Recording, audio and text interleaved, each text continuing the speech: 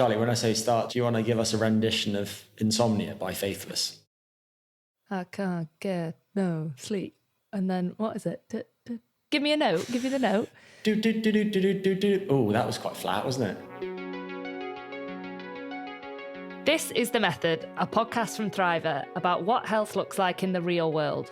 There's a lot of health advice going around, but not all of it will make a difference to our lives. I'm Dr. Greg Potter. I'm a scientist and health and performance consultant.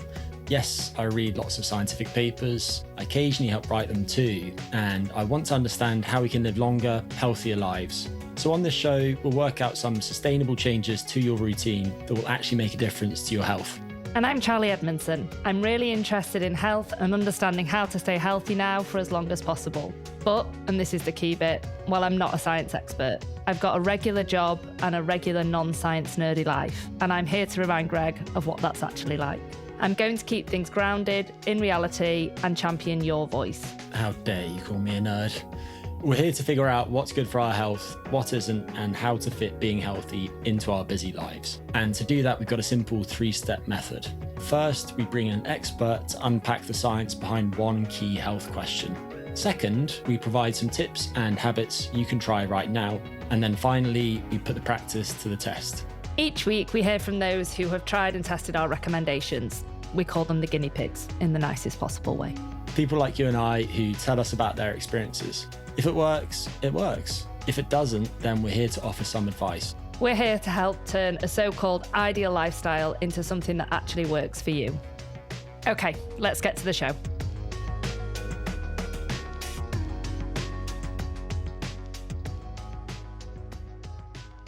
Charlie, how are you Yes. today? Are you well rested? Not great, to be honest. I went bouldering for the first time yesterday, didn't I? So, new sport unlocked. So now I think I'm a professional boulderer. Boulderer, Boulderer, I reckon. Yeah, weirdly mentally tiring as well as physically tiring, isn't it? And also, which I never thought would be a problem, I can get up the wall, but getting off the wall. Oh, really? Do you get stuck up there? Yeah, I was like cowering, clung onto it. So yeah, I am quite tired today. And I did my long run on Saturday, so I've had quite a busy weekend. How are you? I'm well. Yeah, very happy to be here. Semi-well rested. I've had quite a few early awakenings recently. And the reason I asked you about how well rested you are is because today we are speaking about sleep with the sleep scientist, Dr. Sophie Bostock. Yeah, today's guest, Dr. Sophie Bostock, also known as the sleep scientist, is a medical doctor and sleep researcher who's passionate about helping people sleep better and feel more energised. Sophie has worked with leading institutions like Oxford Sleep and Circadian Neuroscience Institute and helped bring evidence-based sleep programmes to the NHS. I'm very excited to speak with Sophie. Charlie, is there anything in particular that you're keen to learn from her? I think I'd like to know, prioritising sleep or exercise. That's always a big one in my world. I'm an early riser, but whether if I've had a late night and I still plan to get up to go and do a run or go to the gym, what should I prioritise? Should I sleep or should I work out? What else would I like to know? Naps. Love a nap. If there was a professional sport for napping, I would be world champion. I quite like the phrase nappetizer. That's my favourite nap. And it's about a 2-hour nap that I have before I then go to bed. Wow. I know. That's generally ill-advised. Oh. If it works for you, Charlie, then you crack on. But we might get in the episode as to why that's the case. What would you like to learn from today's podcast, Greg? I'm just curious about whether there's any daylight between Sophie's perspectives and my own. It's always interesting speaking with other people who have a keen interest in related subjects. Can I have a sleep off? Well, I think you'll probably win that. If it's the actual practice of sleeping, I definitely won't. No. You're not great at that, are you? I'm okay. I mean, you were voice noting me at what is 4 a.m. your time. I've just been outed. That is the life of an early bird who then also currently has to wake up very early for work. And I like time to myself at the start of the day. I feel like people would probably see 4 or 4:30 as middle of the night. If you wake up at that time, what time are you going to bed? Is it still daylight? No, absolutely not. But I've spent my life getting that kind of question.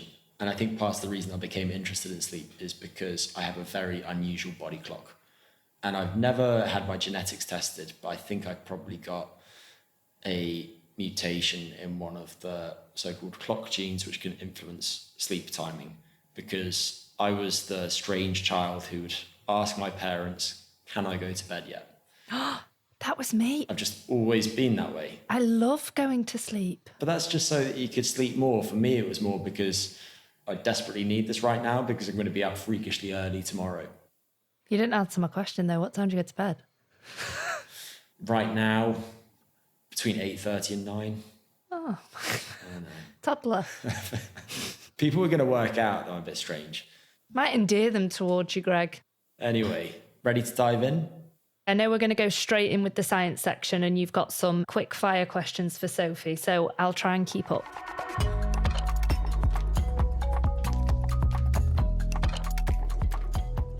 Sophie, it's so nice to have you with us. Hi. Would you be up for a rapid fire round in which we challenge you to keep your answers to a minute or less? You've obviously heard me on podcasts before. I will do my very best, Greg. I love that you've set that challenge, Greg. There is no way you could do this. Stick to a minute. Absolutely not. Immediate fail. Okay, so first question. What are a couple of examples of sleep's roles in maintaining brain health? Well, sleep is an incredibly important restorative process. It is part of a 24-hour cycle of sleep and wake, and our optimal functioning relies on us sleeping at night and being active during the day. And all of our hormones are wired to optimize performance so that we move, we interact socially, we eat, we metabolize during the day, and we repair and recover at night. So the glymphatic system seems to go to work during sleep, and particularly during deep sleep. There is this process by which the gaps between the brain cells actually open up a little bit, allowing for more of this circulation of fluid. And scientists have worked out that we get these slow pulses of electrical activity that allows the circulation of cerebrospinal fluid, which is a bit like a cleansing system that detoxifies the brain, seems to get rid of some nasty proteins that we think are implicated in Alzheimer's disease. My word. Okay. So we've gone straight in with the science, haven't we? we can circle back to those long words for you, Charlie. Don't worry. Right. Just to obviously get into the first bit. So you've said at night that there are all sorts of fluids that clean the brain. Yeah, I think you can almost think about it like switching on the dishwasher. You have kind of these pulses of fluid that kind of pass by all the cells, and they kind of mop up or push out the dirty gunk that's been accumulating during the day. I think about sleep as a bit like taking your car to the garage. You know, if you want to fix something, you don't do it while it's driving along the motorway at 70 miles an hour. You know, you slow everything down to a stop, and that's really what's happening during sleep. The brain likes to wait until certain functions have been really dialed down so that it can focus on recovery. And what's interesting when you look at hormones, when you change someone's night and day pattern, and this might be through shift work or jet lag, is that some of them will catch up faster than others. So what's an example of how sleep affects hormone regulation? Well, I think it's important not just to talk about sleep, but also our circadian rhythms, our body clocks. So it's not true that you can just get sleep at any phase in that 24-hour cycle. So the real problem for our hormones comes when we disrupt that balance, when things go out of sync. So you have this situation where, for example, the hormones that regulate appetite are impaired. So you have increased hunger, you get more ghrelin that sort of makes you feel greedy, and you get less leptin, which makes you feel full. So it's quick to see that actually when you're sleep deprived, you are more likely to consume more calories, for example. I think the experimental research on sleep restriction, so allowing people some sleep, but less sleep than they need, suggests that on average, when people lose sleep, they consume roughly 250 more calories each day. Doesn't sound like much, but certainly can accumulate something meaningful over time. sort of an extra donut every day. Yeah, not an American donut, a British donut maybe. So hormones, of course, they're involved in many different things. One of the systems that they influence is the cardiovascular system. So does sleep disruption affect cardiovascular health? Oh, certainly. So I think about this from an evolutionary perspective. If you were sleep deprived 100,000 years ago or so, it was probably because you were in danger. There was some sort of storm or predator around that kept you awake. So the following day, you were on high alert. And that can have an impact, certainly on your emotional health, but also on your physical health. This increase in alertness, and that's often associated with higher levels of cortisol. Cortisol is a very energizing hormone, so it's very useful to have. It releases glucose into the bloodstream and fires us up for action, but it can also impair our insulin sensitivity. So what we can get is this accumulation of energy in our blood vessels. We've got more glucose whizzing around. And if that sticks around for a while, that can increase our risk of things like atherosclerosis, which is your coronary heart vessels get clogged up, contributing to heart disease. And you also will see an increase in blood pressure often. So our whole cardiovascular system is under more pressure. And one of the lovely things that happens during sleep is that we mop up inflammation. And so if we miss out on sleep, we've missed out on that opportunity to reduce inflammation in the body. And so just on that note, final question in the rapid fire round, which I've turned into a not very rapid fire we need to round. redefine rapid fire. Well, it's all relative, isn't it, Charlie? What are some roles of sleep in physical performance? I think speed is the first thing that we notice. If you don't sleep, you're still going to be able to get up, go to work, function to a certain level. I think the first things that start to go are really reaction time, whether you're just sitting at your desk trying to respond to emails rapidly, or you're actually on a playing field and you're catching, you're running. If we're sleep deprived, then we're going to be slower to respond. We make more errors. But actually, when we're well rested, we can respond more quickly, but also more intelligently. Our processing speed of our brain sort of speeds up. We're better able to analyze complex information. And this makes sense from a stress perspective. So when you are stressed, your adrenaline, your cortisol levels go up. And you probably will have experienced this if you've been late for a deadline. You can be laser focused. Stress can be incredibly helpful. But it can also interfere with our ability to think outside the box, to kind of put complex information together, to be creative. And I think that cognitive ability is visible in sport as well as in work. When you see your favorite players, they are the ones who are creative on the pitch. So I think very often it's difficult to separate cognitive performance from physical performance. We also tend to see that coordination drops off when people aren't well rested. And there have been a few studies showing, for example, that serving accuracy in tennis players tends to be worse when people are short on sleep. So, Sophie, just to be clear, the thing about reactivity, I suppose that probably explains why when I've not slept, I feel like I can't focus or probably get to the end of certain tasks. So does sleep deprivation affect our ability to learn and process new information as well? So I would say that when it comes to learning and memory, we have an interesting prejudice when we're sleep deprived. So we tend to focus more on the negative things that have happened. There's some research that shows that we will prioritize in our brains those things that might perform a sort of survival function. So imagine as you're learning, it's kind of like a sponge. You suck up this information, you have these electrical signatures, which are your manifestation of what has happened that day. And during sleep, we consolidate that information. We move memories from the short-term memory storage bank in the hippocampus into the much larger cortex so that it stays with us for longer. And that refreshes our ability to learn the next day. So slow rapid fire round over. Sophie, I'm curious, you touched there on the fact that people might have fewer positive emotions when they've experienced sleep disruption. What do we know about how poor sleep influences relationships then? And anyone who is a close member of a couple will probably be able to answer this question. Charlie's smiling to me. We know that when you are sleep deprived, you are more impatient, you're more irritable. There's some research that's showing that you're not only more likely to argue, but you're more likely to be negative and accusatory in your problem-solving approach. So it's as if the brain goes on to high alert. You are permanently wired when you're sleep deprived, and you're definitely in a higher state of activation and potentially quick to anger.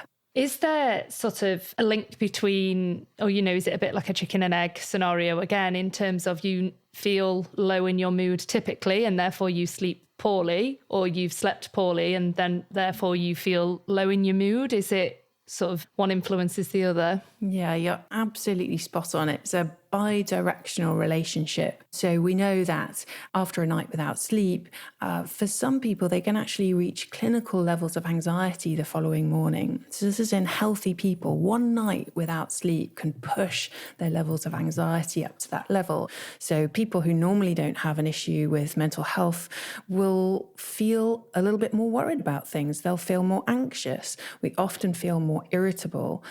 The brain is being pushed into a state where it kind of feels unsafe. And then if you're anxious during the day, or you have a lot of negative emotions, you're far more likely to sleep poorly at night. And in the long term, we know that there's this relationship between prolonged sleep problems and increased risks of anxiety and depression. And where you do have patients with anxiety and depression, you'll typically see that at least 2/3 of them, if not more, also suffer from sleep problems. So the two things definitely go side by side. But for me, the exciting part is that sleep is like a kind of a Trojan horse for mental health. Even if you have someone who maybe is a bit reticent about getting treatment for anxiety or depression, something they might see as a mental health disorder, if you help them to improve their sleep, they will see improvements in their mood. And actually improving their sleep is pretty straightforward. So I guess it's probably a slightly different question, but is there a predisposition to sleeping badly that means we're more likely to experience these mental health issues? Or should we just take that worry out of our heads? Some of my friends think it's absolutely wild that I can nap and they couldn't consider ever having a nap. But I've always just been a good sleeper. Is it genetics? There definitely is a genetic element to our sleep patterns. This is a biological characteristic, and it's going to have quite a lot of variation. In particular, we know that our sleep-wake rhythm, our chronotype, we think probably at least 50% of that is genetic. So if you know that your parents, your siblings are all night owls and you feel more like a night owl, it's likely that there's a genetic component, but it's also heavily influenced by behavior. So if you, for example, don't have to get up in the mornings and like to work late at night and keep the lights on, that's actually going to delay your circadian rhythm. So you will just reinforce this night owl tendency. We also change with age naturally anyway. And I would just like to reassure everyone that I think we are all capable of being good sleepers if we create the right environment, the right conditions, but also if we have the right beliefs about sleep.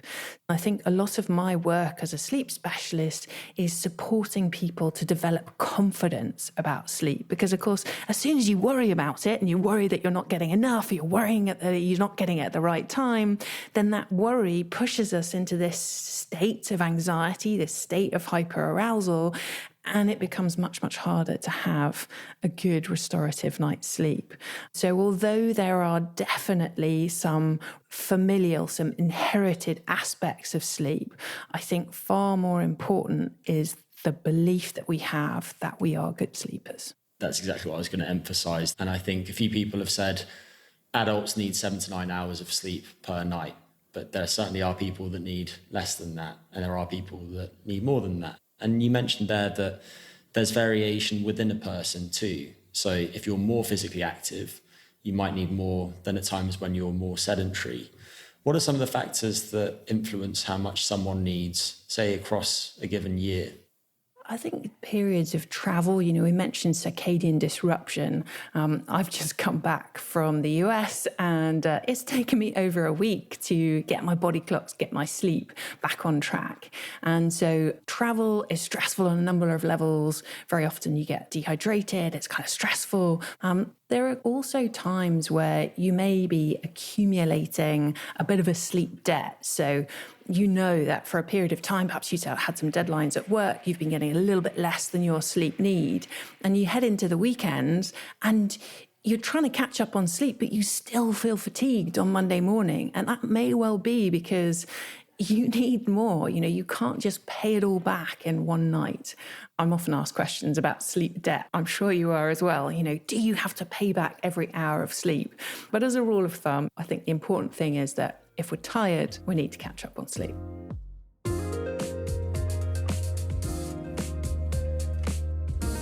So, we've covered the why and how sleep works and what disrupts it. And now it's time to chat about some practical tips for those of us who are going through a phase of particularly bad sleep and need some advice now. Say, if I knew I was having a particularly busy week at work and I knew my sleep was maybe not necessarily disrupted, but probably going to be a bit shorter, late nights, early mornings. If then I just sort of said, it's okay because at the weekend I'm going to have massive naps on a Saturday and a Sunday, does that help counteract? Or there is this idea of banking sleep in advance of a sleep challenge. And I think this is a really interesting area. And we don't know a huge amount, but for a lot of people, it seems that you can bank extra sleep in advance of a sleep challenge. And this has certainly been shown in a sporting context. So if you get someone who's routinely getting, say, 7 hours of sleep, but actually they try and get an extra hour leading up to a time trial, for example, it seems that they may do slightly better. There is a bit of a debate about whether that extra sleep is actually just addressing a deficit or whether they're getting a performance advantage through extra sleep, if that makes sense. Yeah. Is it that they're normally sleep deprived and the extra sleep is just really what they ought to be getting anyway? Or actually... Yeah, they've probably been training quite intensely. Yeah. So the jury is out, but certainly trying to bank sleep in advance of a sleep challenge seems to make us more resilient. I'd be curious to know, I know you've sort of been mentioning there around sort of consistent sleep. If you can sort of get that nailed, you're probably going to see improvements. What would someone do that, I'm just thinking about situations with people with young families where there's prolonged periods of inconsistent sleep. How long does it take to gain that back? If you're not talking about just one night of inconsistent sleep or shorter periods of sleep than you would like. I'd love to tell you that there was a mathematical equation that could predict exactly how much sleep you need. It's not that simple. You will encounter some parents for whom those early months of life when they have a newborn, and the newborns will typically not have any circadian rhythm. And they're usually waking up every 2 hours. And people bounce back to differing extents. But I think it's really important to note that when we're sleep deprived, our brains are incredibly clever at trying to recover. So we'll tend to get a higher concentration of deep sleep after a period of sleep restriction.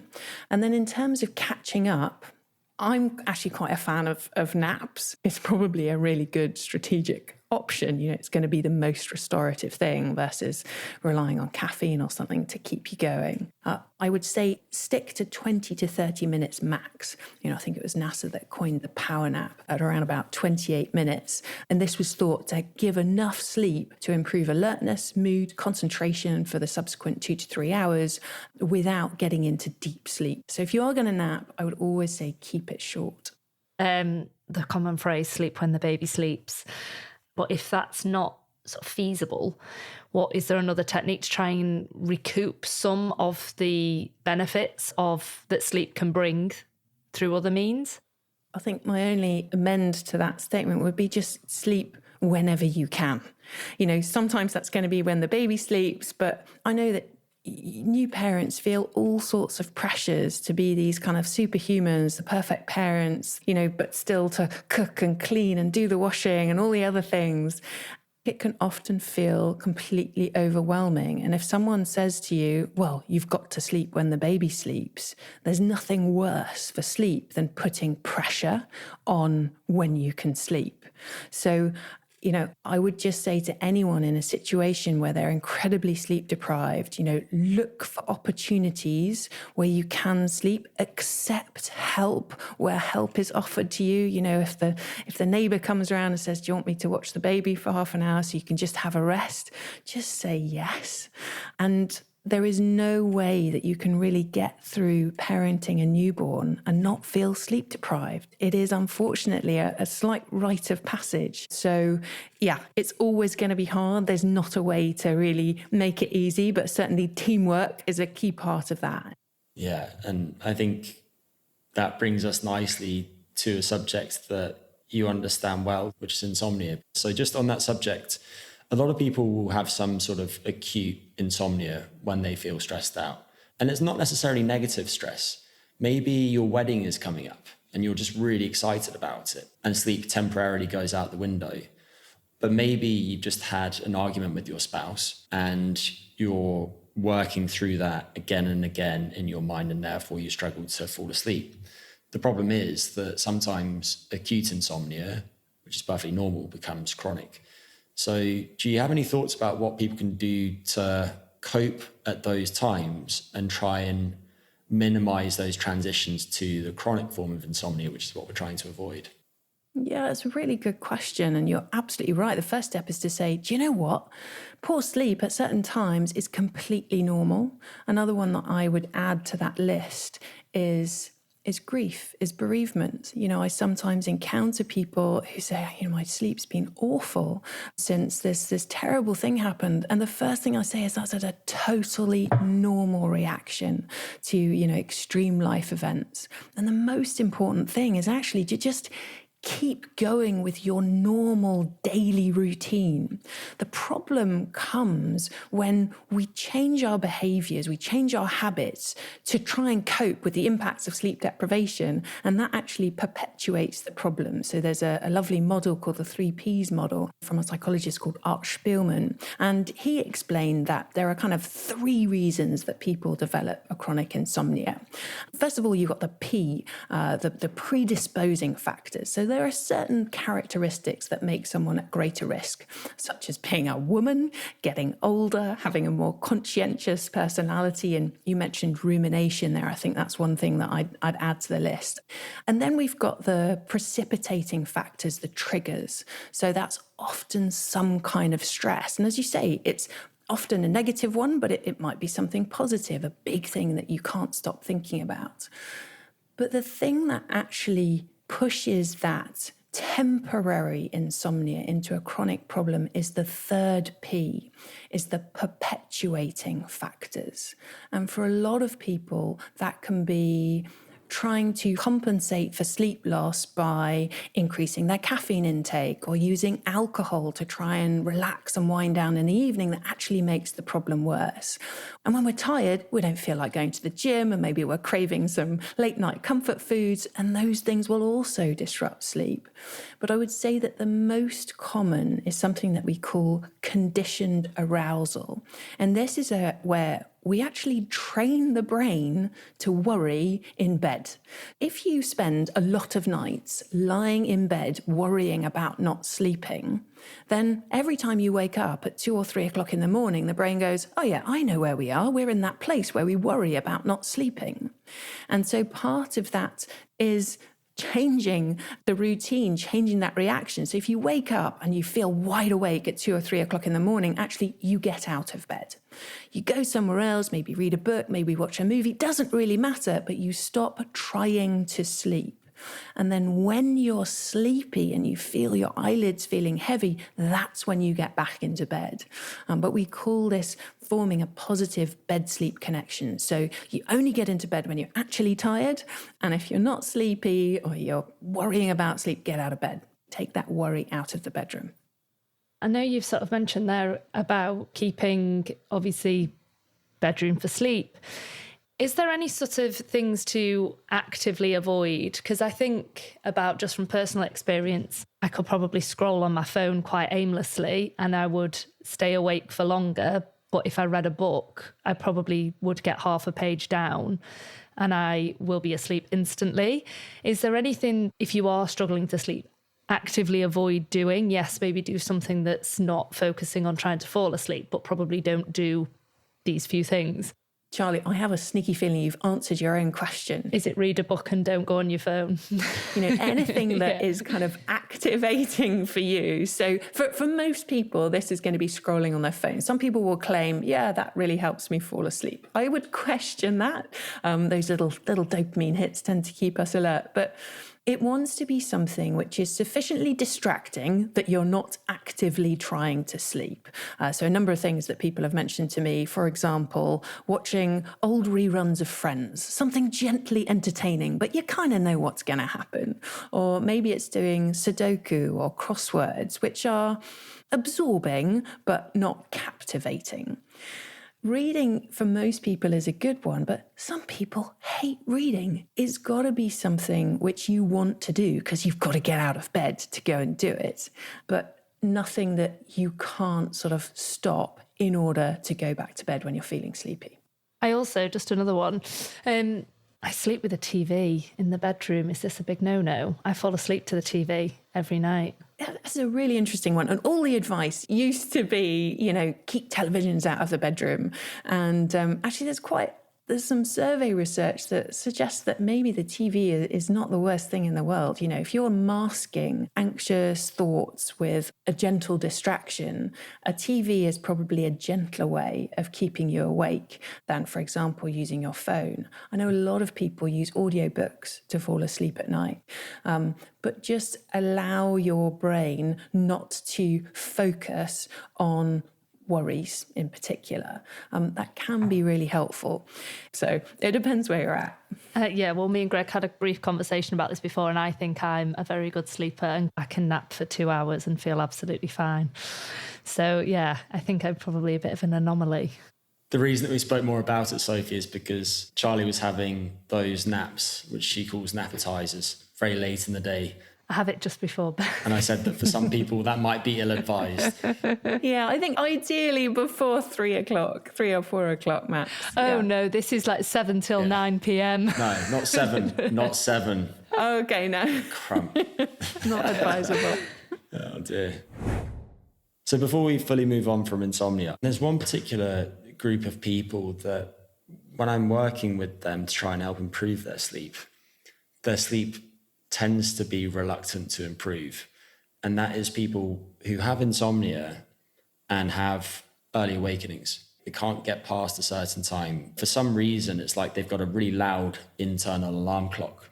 So I'm just curious about what your guidance would be for those people who might otherwise be doing things well, but they're really struggling to push back the time at which they wake up. Well, I think the first thing to say is that waking up during the night is normal. We all sleep in cycles. We don't just have a constant sleep, and it's perfectly natural and normal to wake up sometimes in between sleep cycles. And for me, the question is, are you able to fall back to sleep again? And if they really want to and they can't, then that does suggest an issue with cognitive arousal. So it may well be that they've got a lot of stressors in their life which they are worrying about. And some of these cognitive exercises like writing down your worries, talking through things, therapy can be incredibly helpful. But they may also be in a scenario where they've almost forgotten how to relax. We can't just push through our days at 300 miles an hour and expect to fall asleep really easily. Our days ought to be a series of cycles where we activate and then recover and activate and recover. We want to do some of that relaxation in advance of getting into bed. Yeah, I remember when I was swimming a lot, and our sessions were always really late at night, and that your body was physically exhausted, but your mind, I don't know whether it was the chlorine, I don't know, what it was, but it was impossible to switch off. Well, we can't separate out, mind and body. And if you're body is tense, then your mind is also going to be tense. But the great advantage there is that the reverse is also true. So even if your mind feels like, oh gosh, I've got so much going on, if you focus on physical relaxation, perhaps with some breath work or an exercise called progressive muscle relaxation, where you tense and then gradually relax all of the muscles in the body, then that can have a calming effect on the mind. There was an interesting study actually that was published earlier this year, looking at wearable data, and they actually found that exercise within 4 hours of bed could still impact on the quality of sleep. So it did depend on intensity. So the more intense the activity is, the longer you really need to wind down before you get into bed for a restful sleep. Gosh, 4 hours. That's quite difficult then. I know, that seems a lot. Yeah. I'm just thinking, if I finish, by the time I get home from work, it's nearly 7 o'clock. And if I've got to, it'd be then catch 22, wouldn't it? Do you exercise and then stay up till midnight? Yeah, and I have the same where sometimes I haven't done a workout today. Do I just get on the bike? And I think if that's the only opportunity that you've got to exercise, I would still say exercise, but maybe just think about a slightly lower intensity and think about how am I going to wind down afterwards. So, for example, your body temperature actually falls by about a degree in order to get into deep sleep. So if you do vigorous physical activity just before bed, you've probably got some adrenaline, maybe a bit of cortisol surging around your body, and that is going to make it much harder to get into deep sleep. So what we want to do is have this wind down in advance of bed so that our breathing rate slows down, our heart rate slows down. So warm bath, warm shower, or just anything that's going to, after the activity, make sure you're creating this runway of an opportunity to relax before you get back into bed again. The thing that I wanted to turn to next is snoring, just because I think a lot of people assume that snoring is a bit of a nuisance for a person's bed partner, but it's probably benign. However, I don't think that is the case. And I think the science very much backs that up. So, Sophie, what would you say to someone who knows they're a snorer and who maybe doesn't feel at their best? Maybe they're quite sleepy. Maybe they're struggling to concentrate during the day. Maybe they have some health issues too. What would you say to someone about their snoring? In that scenario, I would suggest that that person goes to get a sleep apnea test. There is no question, you want to find out if someone has heard you, particularly if they've heard you gasping or pausing for breath during the night. If you're waking up with headaches, with a dry mouth, you're struggling to stay awake at any time during the day, especially if you're driving. These are all warning signs that something is interfering with your deep sleep. And it may well be this condition of sleep apnea where the airways narrow to the extent to which the flow of oxygen to the brain is being interfered with during the night. And that means that the brain doesn't immediately wake you up, but what it does do is it pushes you out of the deeper stages of sleep into lighter sleep. So you can easily go through 9 hours and wake up just feeling exhausted because you've just been stuck in this lighter stage of sleep. And again, there's so much that you can do to treat and prevent sleep apnea and snoring. So myofunctional therapy, also called oropharyngeal therapy, and Charlie, apologies for all the words. But effectively, this is like going to the gym for your airways. You actually strengthen the muscles of the tongue and the upper airway so that they are less likely to collapse at night. And we've also got a number of nerve stimulating devices, either implanted or now there's one that you can stick under the chin that actually sends a little electrical impulse to prevent the tongue from falling back during sleep.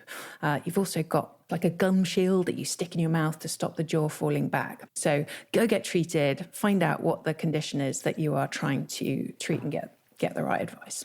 And sleep apnea itself is very heterogeneous. It's not just necessarily driven by somebody having more body fat than they would like, which is contributing to the upper airway collapsing. Sometimes it's got something to do with the face. Sometimes it's in part because of the position in which they sleep and so on. Add to that menopause as well. Men and women, as we get older, are at greater risk of sleep apnea, but I think the decrease in progesterone in particular as we get older, reducing muscular tone for women, you might never have been a snorer for the rest of your life, but actually this might be something that you could develop in your 40s, 50s, 60s. So if you are worried about it, go and get a test. So basically, if you're snoring and you're often tired, it's time to get some personal training for your tongue or your nose. Mine's out of the gutter, please.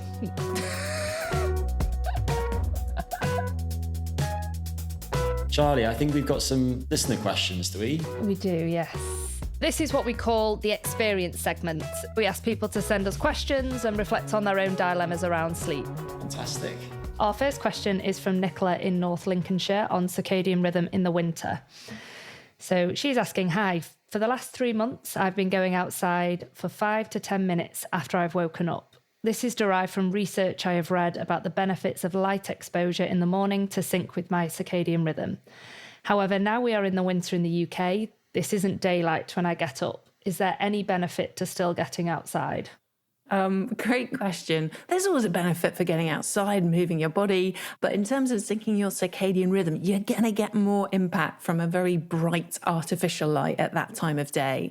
So you can get dawn simulation alarm clocks, which will emit up to 10,000 lux. And most of the research that's been done on seasonal affective disorder, which is the kind of more severe form of low mood in winter that actually reaches clinical levels, typically uses a SAD lamp, seasonal affective disorder lamp, which will emit at least 2,500 lux. And I mention this because when you buy one, you can kind of check what the light intensity is. And you want to sit by that for about half an hour. And that should be enough to reset your circadian rhythms. But certainly, rather than going outside in the dark for 10 minutes, I would sit by a bright artificial light for 10 minutes. Interesting. So I'm a big morning exerciser. I love it in the summer, but obviously in the winter it's sort of quite difficult. I've just started marathon training, so my mileage is going up and up, which means my alarm is getting earlier and earlier. I'm curious though about sort of obviously the positive aspects of exercise versus less sleep. Is there one that you should probably try and prioritize more than another, or is it just again another balancing act? It's always a compromise, and it's going to depend on your daily routine. You know, if the morning is the only time that you can exercise, then I'm always going to say fit in the exercise rather than not exercising. But there was a recent study actually that came out a few weeks ago where they tried to look at what's the relationship between sleep and exercise, which is kind of more important. And they actually found that if you get more sleep, you're going to end up exercising more. That was a stronger relationship versus the impact of exercise on sleep. So it was a vote for sleep first, and then probably the amount of exercise you do will improve. So if push came to shove, I'd be like, do half and half. Perfect. Our next question is a voice note from a listener called Dan. Hi, my name's Dan and I'm from Benson in South Oxfordshire. And my question is, magnesium before bed seems to be the trendy supplement to take for better sleep. And does it actually work? Because I'd say people for hundreds of years have been getting pretty good sleep without supplementing magnesium at night. Okay, thank you. Bye. I like Dan. I love that. I've got a lot of sympathy with Dan because I think he's right. There are an awful lot of other ways to sleep well without taking magnesium. Having said that, if you are magnesium deficient and you improve your levels of magnesium, there is some evidence from randomized controlled trials that sleep quality can improve. The difficulty is knowing whether you're magnesium deficient or not. And that's going to partly depend on the diet that you have and also your stage of life and the amount of physical activity you do. So if you've been experiencing chronic stress, you do a lot of exercise, or you're going through perimenopause, your odds of magnesium deficiency are a little bit higher. Also, if you're an older adult, you may well find that you have low levels of magnesium. So it's one of those where I'm like, do you know what? It's not very expensive. And why not do a little experiment? Be a scientist of yourself. There are a lot of people who swear by magnesium after taking it for one night. And I would suggest that that is more likely to be the placebo effect, where they're taking something, so they're worrying a little bit less about sleep, and so their sleep improves. Give it at least 2 weeks before you decide whether it is the answer for you. So just on sort of the impact of medication on your sleep, we've got another question in from Deborah. So she's asking, so many people take antidepressants, but the subject of insomnia as a side effect is never mentioned in the vast information out there. We need help. Is there any advice you could give to anyone on that sort of topic? I think with any medication question, it's always incredibly important to discuss with your doctor. They know your medical history, but also to read the dreary side effects that come with any medication. And sometimes they may well be a compromise to come to. But for the most part, we have so many treatment options out there. Cognitive behavioral therapy for insomnia is the number one recommended treatment. So that, alongside other medication, can be incredibly helpful. So, Sophie, if we were to leave listeners with one big takeaway, what would that be? I think while we were talking, I was just reflecting on the impact of lack of sleep on our mental health. And as you said, that can make us feel very anxious, very irritable. Is it enough to just try and catch up at the weekend? Well, all of those days that you're sleep deprived, what happens is that your brain goes into this kind of anxious state, this irritable state, and this self-critical state. And we don't always want to wait until the weekend to feel better. So what I would say to people who are feeling tired, sleep deprived, is just recognize that some of that self-criticism is caused by lack of sleep. And if you're feeling like that, be kind to yourself. This understanding of sleep means that we can hopefully look at ourselves with a bit more self-compassion. And even if you haven't got time to get extra sleep, you can be kind to yourself in other ways. Take the opportunity to take breaks during the day. Take the chance to relax, to eat well, to try and restore the body in other ways, even if you can't sleep. And of course, when that opportunity comes for sleep, embrace it with both hands. But in the meantime, just be a little bit more self-compassionate, I think. Yeah. And finally, Sophie, what kind of sleeper are you? One who hugely values sleep. Do you have a good sleeping routine? Yeah, I think I'm pretty good, but I'm pretty normal as well. And sometimes the routine gets disrupted and I have to kind of go back to basics. I think the most important thing about sleep is not to worry about it too much. Everybody has the odd poor night. And I'm not afraid to sometimes have sleep disruption, but knowing that the moment that I can, I'm going to go back to waking up at the same time, getting outside every day, and having a good wind-down routine before bed. If I put those things in place, I know that I'm going to sleep well. Thank you very much, Sophie. Thanks. It's been a pleasure. No worries. And that's a wrap on this week's episode. If you want to learn more about Sophie's work, head over to thesleepscientist.com. That's Sophie's website and education platform, where she's got some great resources you can learn from. You've been listening to The Method, Health in the Real World, a podcast brought to you by Thriver. If you don't know about Thriver, it's a health tracking platform that helps you see exactly where your health is heading, what to work on, and how to do so. They use painless, at-home blood testing to show you what's going on in your body. Your results are analysed by accredited labs, and based on the tests, you get personalised guidance from real doctors, not AI ones. People use Thriver like a compass, testing every few months to help steer their health to where they'd like it to be. It's a great tool to start feeling more empowered about your health and to get information you need to make progress, even when life is a bit hectic. Thriver also has some great content out there that can help you get to grips with complex health questions, exactly like what we try to do on this podcast. And all of that is free to access. So if you want to learn more, just head over to thriver.co. That's thriver.co. And of course, if you love the show, subscribe. Why would you not do that? It takes just a few seconds and you won't regret it. You can also leave a review or send us an email with your own health questions. We want to cover the topics on your mind. So send them over to themethod@thriver.co and don't hold anything back. Maybe a little bit. Hold a little bit back. Special thanks to Thriver team and to Lower Street for helping us bring the show to life. Content direction by Rich Cousins, Hamish Grierson, Tamar Loach, Vishal Shah and Katie Yockey. Production from Lise Lavati with the help of Sam Datapoulin and Daria Lawson, and sound design by Alex Rose.